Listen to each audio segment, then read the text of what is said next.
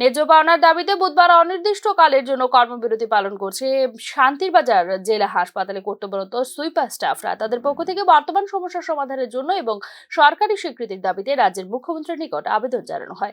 শান্তিরবাজার জেলা হাসপাতালে বর্তমানে 25 জন সুইপার স্টাফ রয়েছে। এনভিএস নামক বেসরকারি কোম্পানি থেকে তাদের 13,386 টাকা বেতন ও ইপিএফ এর ভিত্তিতে নিয়োগপত্র দেওয়া হলেও বর্তমানে তাদের বেতন 6,500 টাকা করে প্রতি মাসে দেওয়া হচ্ছে এবং কোনো ধরনের ইপিএফ অথবা নিয়োগের বৈধ কাগজপত্র তাদের দেওয়া হয়নি বলে অভিযোগ করেছেন হাসপাতালের বেসরকারি সুইপার স্টাফরা।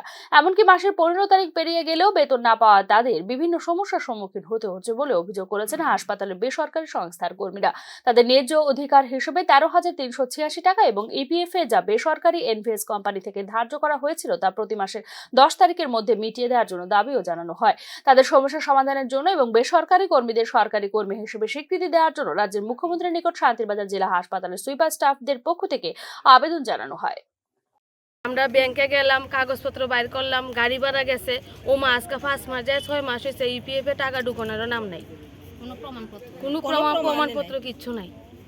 মুখ্যমন্ত্রীর কাছে চাওয়ার আছে, মুখ্যমন্ত্রীর কাছে চাওয়ার আছে যে আমরা অনেক বছর ধরে যাবত এই হসপিটালে কাজ করতে আছি। আমরা কিছু লোকের যে 10 বছর পার হয়ে গেছে বা কিছু লোকের এরকম আছে, তো যেহেতু প্রাইভেট কোম্পানি, প্রাইভেট সংস্থা, তো আমরা যাতে ন্যায্য বেতনটা পাই। আর এছাড়াও যদি এটা আমাদেরকে যে সরকারি সংস্থা হিসাবে নিয়ে আনে সরকারি তরফে, তাই আমরা খুশি হব।